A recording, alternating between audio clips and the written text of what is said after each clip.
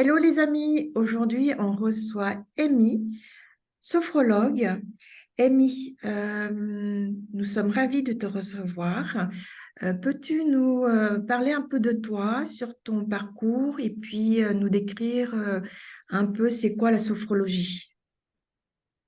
Bonjour Diane, merci beaucoup pour cet accueil. Moi je m'appelle Amy, donc je suis sophrologue et je suis aussi formatrice en développement personnel et collectif, ce qui me permet d'intervenir dans les structures beaucoup plus facilement et donc de rendre accessible la sophrologie. Donc moi j'ai un parcours de reconversion puisque avant j'étais dans l'esthétique, donc plutôt tournée vers les massages. Donc j'avais déjà cette envie dès sortie du collège d'aider les autres, d'apporter quelque chose. Donc c'est tout naturellement que je me suis tournée vers le massage. Et au fur et à mesure des années, j'ai développé des allergies qui ont fait que j'ai dû arrêter cette profession. C'est tout naturellement voilà que je me suis retournée vers la sophrologie. Là maintenant je dis merci à mes allergies parce que c'est vraiment une révélation. La sophrologie m'a beaucoup apporté sur le plan personnel comme professionnel, puisque j'étais moi-même une hypersensible, les émotions débordantes, l'anxiété constante, tout ça, j'ai connu et c'est pour ça que le personnage de Dino et Lily me parle beaucoup aussi. Et c'est pour ça aussi que j'accompagne encore plus les personnes qui sont en recherche de gestion des émotions, du stress, également aussi le rapport au corps face à la maladie. Donc je travaille beaucoup avec les personnes atteintes de cancer, d'eczéma, psoriasisme, vitiligo également. Euh, donc voilà, pas mal de petites choses. Donc pour expliquer un petit peu ce que c'est la sophrologie, c'est apprendre à se mettre à l'écoute de son corps pour repérer un petit peu les alertes de notre corps quand il nous dit stop. Puisque avant d'être en grosse crise de colère, eh ben il y a eu des petites alertes, des petites cloches de sonner pour nous dire ah attention, ça va peut-être bientôt déborder. Donc justement, on a eu par exemple pour la colère, peut-être les battements du cœur. Pardon, les battements du cœur qui ont commencé à accélérer, la respiration peut-être qui s'est modifiée, l'envie de serrer ses poings, des sensations particulières qui commencent à nous dire, ben voilà, là, ça commence à t'agacer, donc attention, si tu fais pas quelque chose, eh bien, ça peut effectivement dégénérer. Donc voilà, la sophrologie, c'est principalement ça, se mettre à l'écoute de son corps par la respiration, le relâchement musculaire, la visualisation d'images positives, l'éveil des sens. Pour pouvoir répondre à son objectif de se sentir mieux au quotidien selon sa problématique. Bah, justement, je trouve ça très intéressant parce que on parle des émotions. C'est vrai que Dino et Lily parlent sur l'hypersensibilité et sur les émotions, mais très peu de gens communiquent justement avant que l'émotion nous envahisse. Il y a déjà des signes corporels, soit Mm. peut-être un mal de ventre, sentir la gorge nouée. Et c'est par là aussi que nos émotions s'expriment. Ça démarre par une sensation dans le corps. Toi, comment la sophrologie peut aider les personnes à être à l'écoute de leurs émotions et de retrouver une harmonie en soi? Est-ce que Alors, je vais combiner deux questions en une. oui. Euh, Quelles sont justement tes techniques pour aider les enfants? Et je vais Mm. combiner trois questions, parce que comme ça pourrait t'aider à justement tirer le fil. Nous avons aussi posé des questions à nos abonnés pour savoir quelles sont les émotions qu'ils aimeraient qu'une sophrologue traite ou leur donne des conseils. Et on a eu plusieurs questions. La colère est revenue plusieurs fois. Mm. Il y a la culpabilité qui est liée un peu à la jalousie, mais c'est la culpabilité par rapport à une jalousie c'est se sentir pas à la hauteur. Donc c'est un sentiment un peu confus.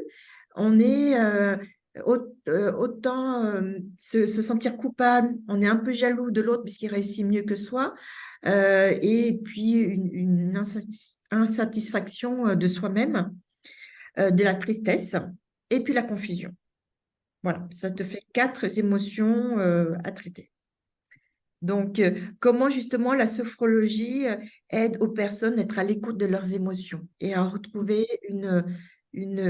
retrouver une harmonie en soi. Alors, pour répondre à tes questions, déjà, dans un premier temps, il faut savoir que la sophrologie, on parle du physique, du mental et de l'émotionnel. Rien va tout seul. C'est-à-dire qu'une émotion va pas sans les sensations physiques, corporelles, ou sans les sensations mentales, donc tout ce qui peut se passer dans la tête, les cogitations, les pensées, etc. Et vice-versa, hein, le physique ne va pas sans le mental, les émotions, et ainsi de suite. Donc c'est vraiment une sphère qui englobe tout ça. Et nous, en sophrologie, ce qu'on cherche à faire, c'est retrouver l'équilibre entre ces 3 éléments qui est le corps, le mental et l'émotionnel. Le but, ça va être vraiment d'apprendre aux personnes à se sentir mieux dans leur quotidien. Donc là, par exemple, tu m'as parlé de la colère. La colère, c'est un sujet qui est très intéressant. Donc tu m'as parlé principalement, pardon, des enfants et comment adapter aux enfants. Donc les enfants, dans tous les cas, pour eux, faut que ça soit sous forme de jeu et dans l'imaginaire. Si on veut que ça fonctionne, faut qu'ils s'amusent, faut qu'ils s'éclatent. Donc nous, on s'éclate aussi. On part vraiment dans l'imaginaire, les images qu'ils souhaitent, ou alors on s'amuse soi-même à en créer. Mais la colère, elle va arriver donc au fur et à mesure, comme on disait tout à l'heure, et on va avoir plusieurs sensations. Mais une fois que l'enfant il est en crise de nerfs, que il se débat dans tous les sens, là c'est foutu. J'ai envie de dire, faut pas chercher à essayer de dire détends-toi, calme-toi. Ça marche pas, ça énerve encore plus. C'est vrai C'est pas la solution. vrai qu'en étant parent ou adulte, automatiquement, on réagit en demandant à l'enfant calme-toi. Et je pense Tout que c'est à une fait. phrase où moi-même je le fais hein, très, très souvent. Cette phrase, c'est comme on met de l'huile sur le feu, ça Tout à amplifie fait. encore plus la colère ou l'agitation de l'enfant et on obtient le résultat contraire de ce qu'on souhaiterait avoir. Donc, dans ce Tout à cas-là, fait. qu'est-ce qu'on peut faire? Qu'est-ce que tu nous conseilles? Eh oui. Donc ce que je conseille déjà, c'est de pas attendre que l'émotion elle soit comme ça. Mais on va pas forcément s'en rendre compte si l'enfant il commence à être agacé. Donc la chose qui est bien, c'est que quand l'enfant est calme, qu'on commence à travailler justement avec lui les exercices de sophrologie pour qu'il connaisse les exercices et qu'on lui explique dans quel cas de figure il peut s'en servir. Et comme ça, lui-même, quand il va commencer à ressentir les premiers effets de sa colère, puisque plus il va faire de sophrologie, plus il va se mettre à l'écoute de son corps, et bien il va pouvoir se dire ah bah là je sais que il faut que je m'isole, il faut que je fasse les exercices de sophro. Je parle de s'isoler parce que souvent quand on commence à être en colère, faut pas rester face au problème, face à la personne qui nous énerve, faut prendre du recul pour pouvoir mieux revenir ensuite pour expliquer ce qui va pas. Parce que quand ça commence à monter, c'est pas la peine, c'est pas des discussions très constructives. Donc je vais vous montrer 2 petits exercices rapidement que vous pouvez expérimenter avec vos enfants. Donc par exemple, en sophrologie, on a ce qu'on appelle le karaté. Donc là, on peut demander à son enfant soit d'imaginer face à soi des mots qui représentent sa colère, peut-être aussi des bonhommes, des couleurs, des bulles à éclater, un punching ball, ce que vous voulez. Dans tous les cas, simplement juste pas imaginer mettre le visage de quelqu'un pour éviter justement que la violence puisse se répertorier au quotidien. Mais peu importe, une image. Et on va venir vraiment mettre les pieds parallèles de la largeur des épaules pour être bien ancré au sol. Donc on peut dire, tu te mets comme un soldat. Et là, tu vas fixer ta cible. Tu inspires par le nez pour prendre de la force. Et tu souffles très fort en tapant. Et tu exposes ta colère. Et là, on va le faire également avec l'autre bras. Donc, on essaye de faire à peu près 3 fois les 2 bras. Et une dernière fois, les 2 bras en même temps pour exposer toutes les dernières traces de ce qui t'énerve. Donc, on prend les 2 bras et on tape fort. Plus le souffle va être fort, plus le souffle va être puissant et plus on va extérioriser. Ensuite, pour revenir un petit peu au calme après avoir exposé, on peut lui demander de s'imaginer qu'il reste un petit peu des poussières de ce qu'on a exposé sur le sol. Et bien, pour faire disparaître toutes ces dernières traces, on va venir piétiner, écraser un maximum toute cette colère, mais vraiment y mettre la force qu'on veut.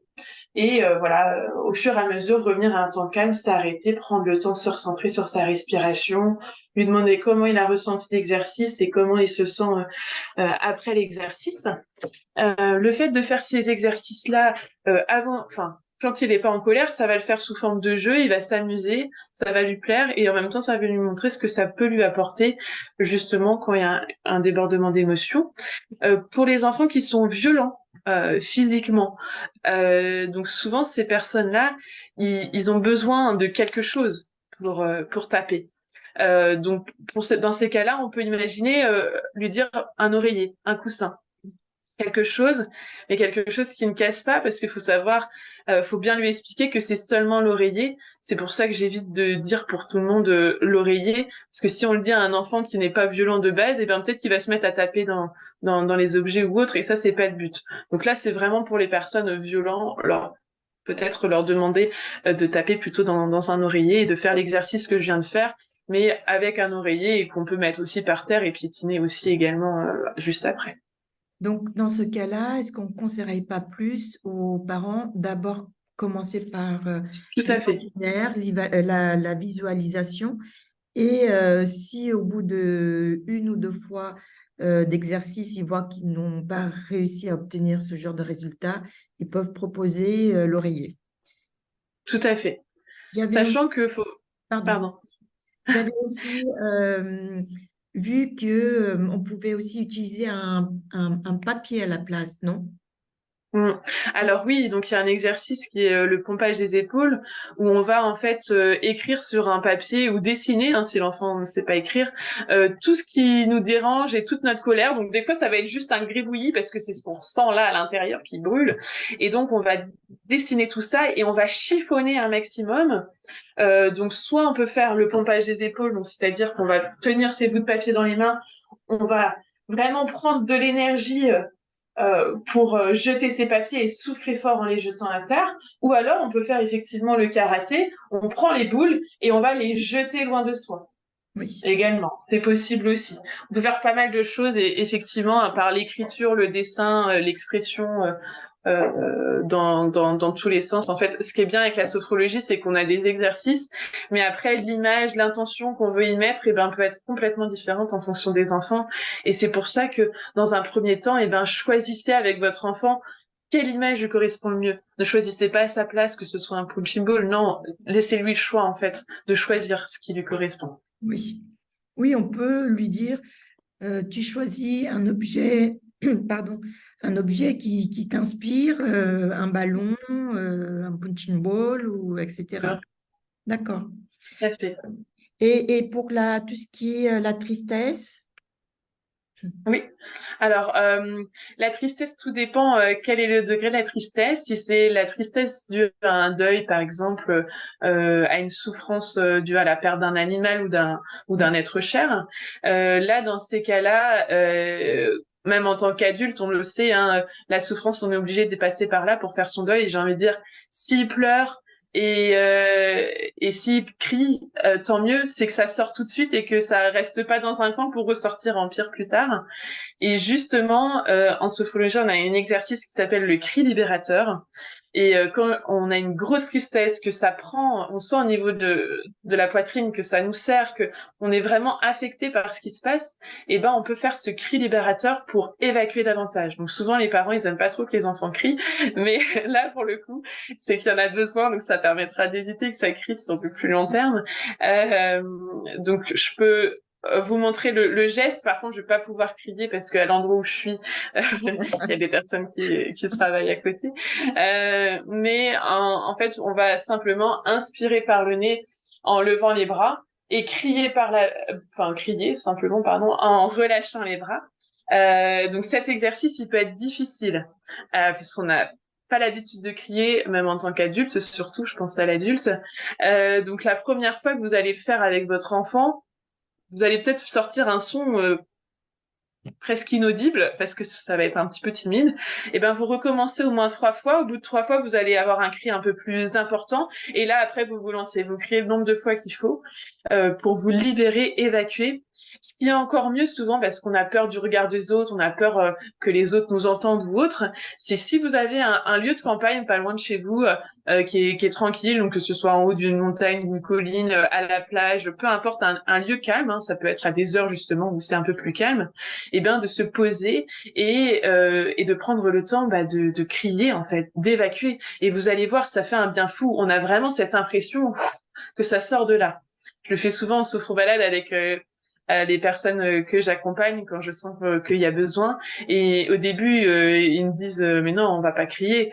Je dis mais si, vous allez crier en rigolant. Et au final, on le fait sous forme d'humour. Et ils se rendent compte après, ils disent mais oui, mais ça fait du bien, on devrait crier plus souvent parce qu'il y a besoin de faire sortir, faut faire sortir. C'est une Donc façon, voilà l'exercice que je peux conseiller. c'est vrai que c'est une Tel façon conseil, de se libérer. Quand on crie très très fort, il y a c'est comme ça, libérateur. on fait sortir ce poids qui est en nous et on expulse. Tout à fait. Et c'est vrai qu'on voit beaucoup maintenant beaucoup de coachs qui utilisent le cri, par exemple, pour casser des choses ou des choses comme ça. J'ai vu pas mal de choses dans ce sens. Bah oui, parce que le cri est libérateur. Même dans certaines techniques, on entend le cri. Par exemple, au tennis, dans l'effort, et ben il crie aussi. Enfin voilà, le cri est très important.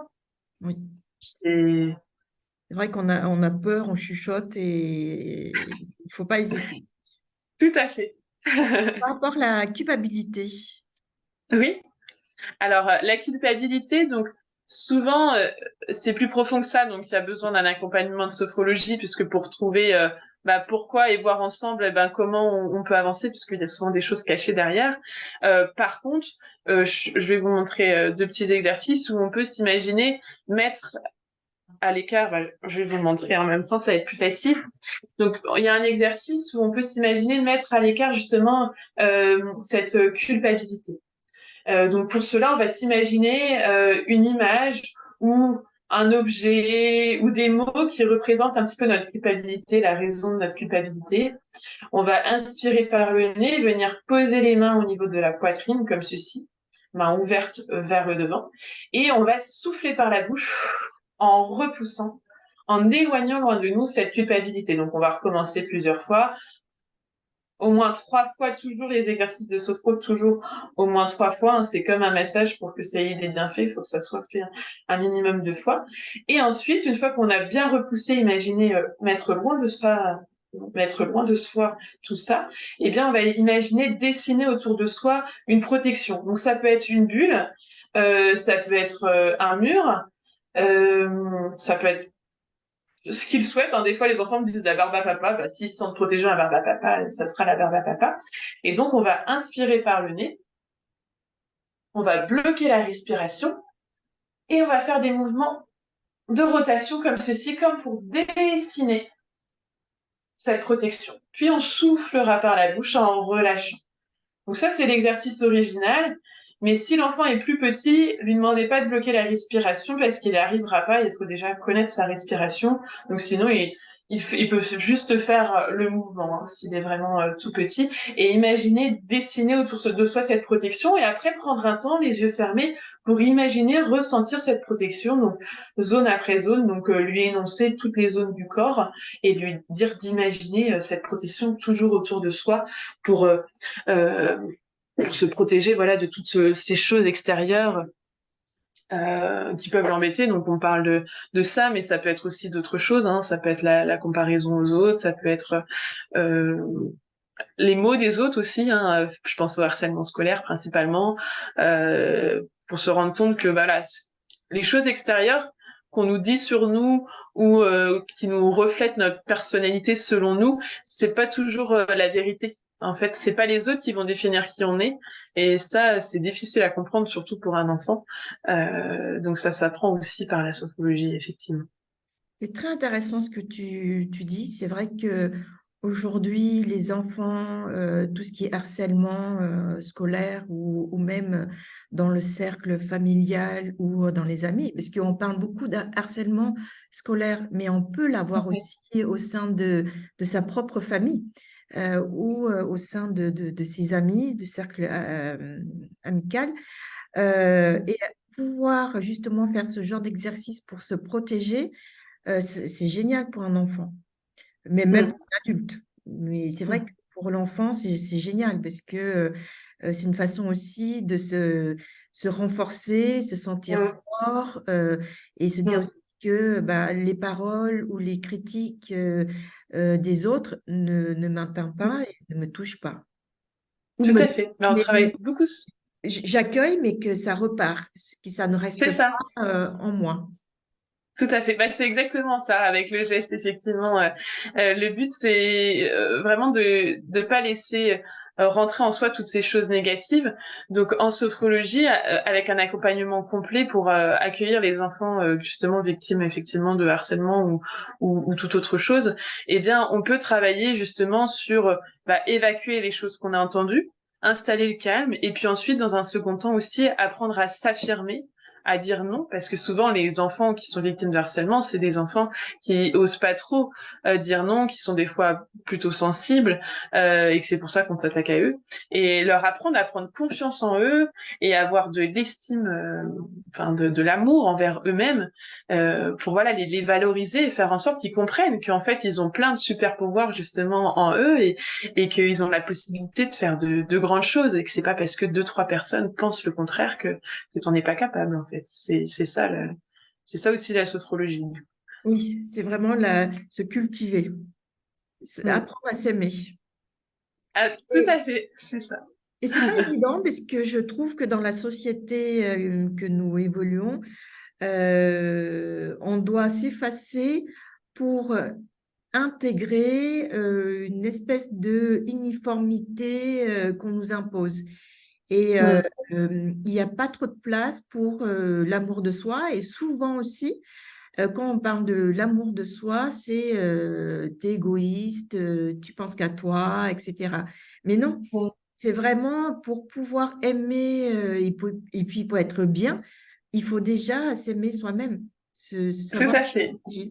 C'est pas évident. Et j'espère qu'on est une nouvelle génération qui va pouvoir justement transmettre l'amour de soi à nos enfants. C'est aussi. Oui, on est bien euh, parti pour, parce que oui. ça se développe dans les écoles.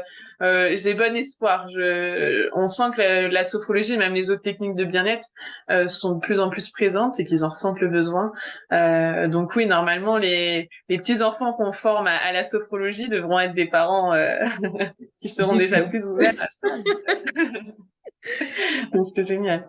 Euh, un dernier exercice, Amy, la Oui. confusion. Pardon? La confusion, être confus, se sentir confus. Donc, ça veut dire qu'on a aussi l'esprit un peu, Mm. on peut être hésitant, on Mm.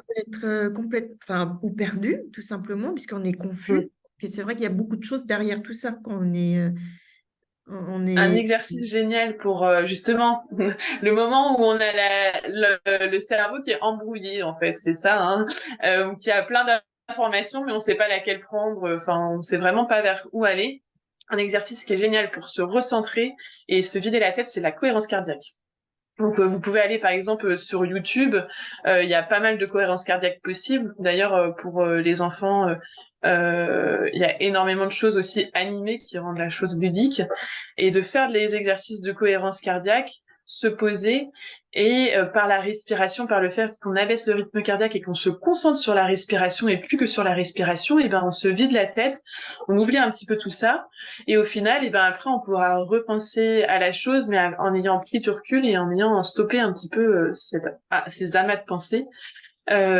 Aussi la marche qui est très importante. On dit que la marche permet d'intégrer et permet de digérer, certes, de digérer pour l'alimentation, mais aussi de digérer toutes les informations qu'on prend aussi de l'extérieur. Donc voilà, quand on est confus, qu'on sait plus trop quoi faire, et ben ça peut être effectivement la cohérence cardiaque ou marcher. Marcher, c'est vraiment très très très bénéfique. Donc, quand on est confus, idéalement, c'est qu'on prend ses baskets et on va faire une petite balade dans un parc ou C'est en ça. forêt si on peut, et si on peut pas, Mm. si on est en ville, on peut faire la cohérence cardiaque, Ok.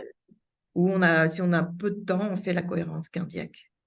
Bah, ce qui serait génial, c'est de marcher, mais pas marcher comme on marche quand on voit, pardon, comme on voit les gens marcher habituellement, c'est-à-dire la tête basse et je suis à fond dans mes pensées. Non, c'est marcher, mais en conscience, prendre conscience de toutes les choses autour de nous, prendre le temps de regarder ce qu'il y a autour de nous, prendre le temps de ressentir aussi les sensations pendant sa marche, sa respiration, les mouvements de sa marche, etc.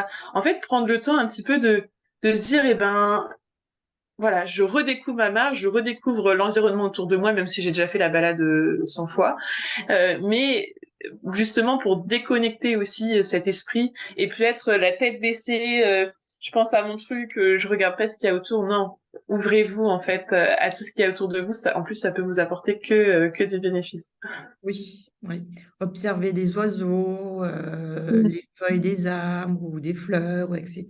Ça, c'est Tout à génial. fait, Et puis, en tout à même fait, temps, ils peuvent apprendre. tout à fait.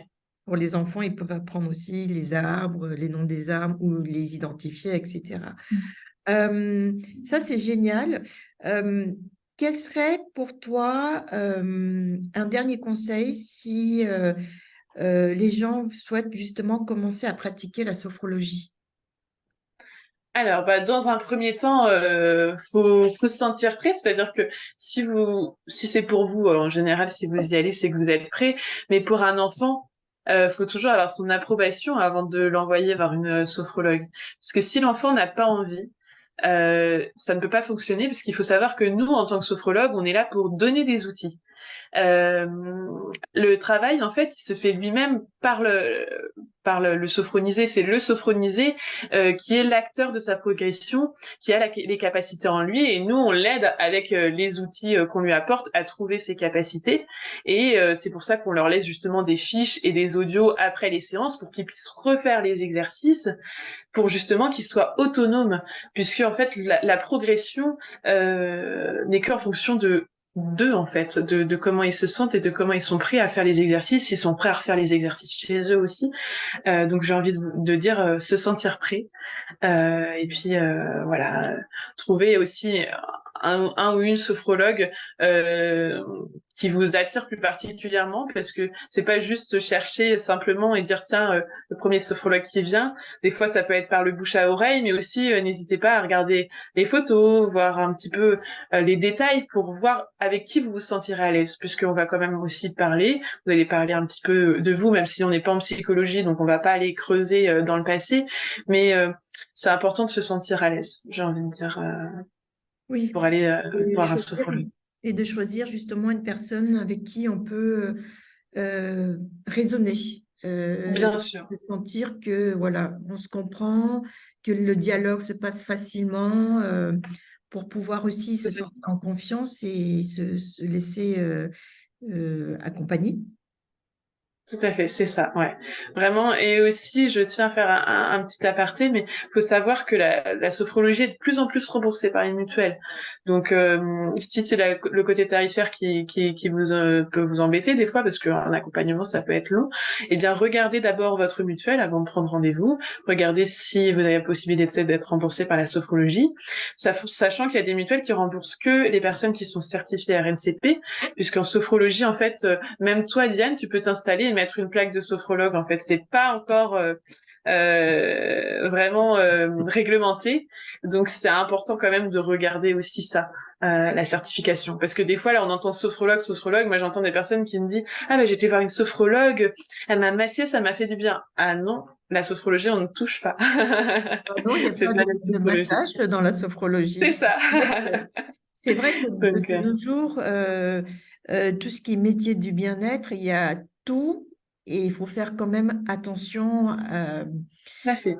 à la personne qu'on va choisir pour nous accompagner. C'est vrai que c'est très, très important. Mm, tout à fait. Important.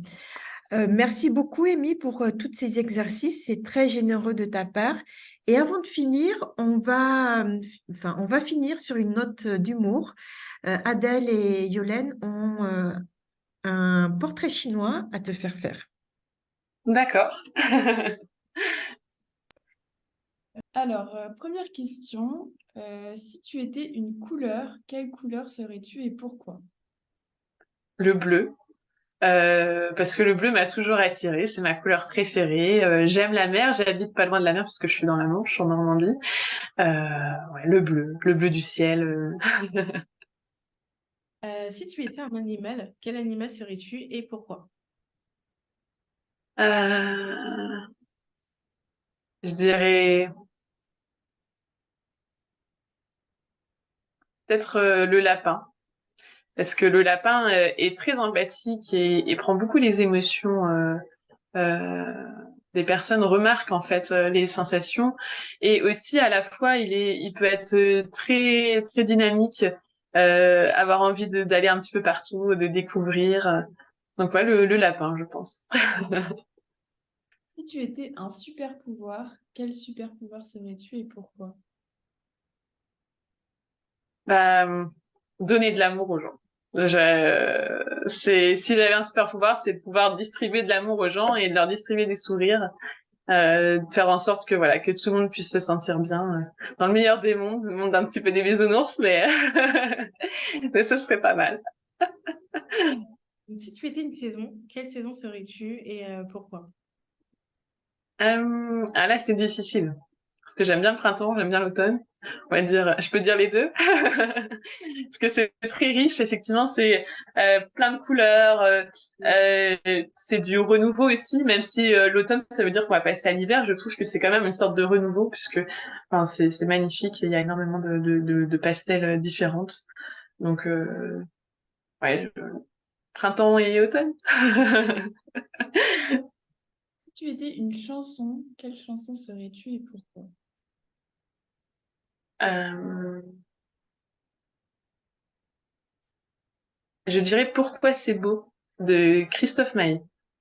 C'est une chanson qui m'a toujours très touchée. J'avais entendu quand j'étais ado. Et je trouve ça très très beau de parler justement de cette pauvreté et de la différence entre les pays d'Afrique et les pays, par exemple la France. Ah, mais c'est à moi. Si tu étais un livre, quel livre serais-tu et pourquoi? Un quoi? Pardon, j'ai Un pas. livre. Si tu étais un livre, quel livre serais-tu et Ah, pourquoi? un livre. Euh...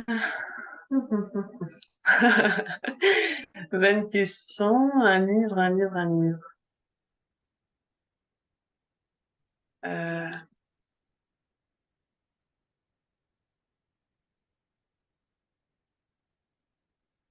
je vais dire La Sélection.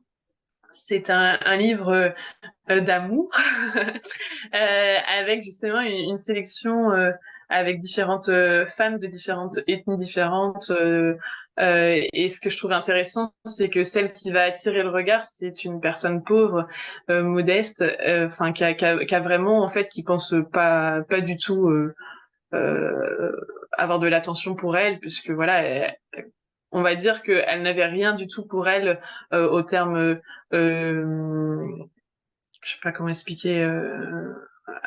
Voilà, elle était pauvre de tout en fait, mais ce qui était intéressant, c'est elle était très riche au niveau de ses émotions, de son amour et de sa manière de percevoir les choses. Et pour finir, si tu étais une émotion, quelle émotion serais-tu et pourquoi? La joie, que j'adore sourire. Je, euh, on me dit toujours que je suis très très très souriante. Ah, bug. Ouais, c'est notre connexion. T'avais entendu du coup ou pas? C'est bon? Non, enfin, pas la fin en tout cas. Ça a bugué. Oui. Je vais répéter. Donc du coup, moi, ce serait plutôt la joie, parce que on me dit toujours que je suis très souriante, que j'aime sourire, et c'est le cas d'ailleurs. J'adore sourire. Je trouve que quand on transmet un sourire à quelqu'un, ça renvoie tout de suite la personne au sourire, et c'est un petit peu systématique. On a le pouvoir de rendre tout le monde un peu plus joyeux. Donc la joie. C'est parfait. Ben, merci beaucoup. Merci beaucoup, Amy, pour tous tes conseils. Alors, on va finir par une citation de Molière qui est liée aussi à une émotion. Et la citation de Molière, c'est « Et vivre sans aimer n'est pas proprement vivre ». Donc, Waouh, c'est c'est en relation magnifique. avec l'amour, se sentir aimé. Ah bah, ça résume tout à fait.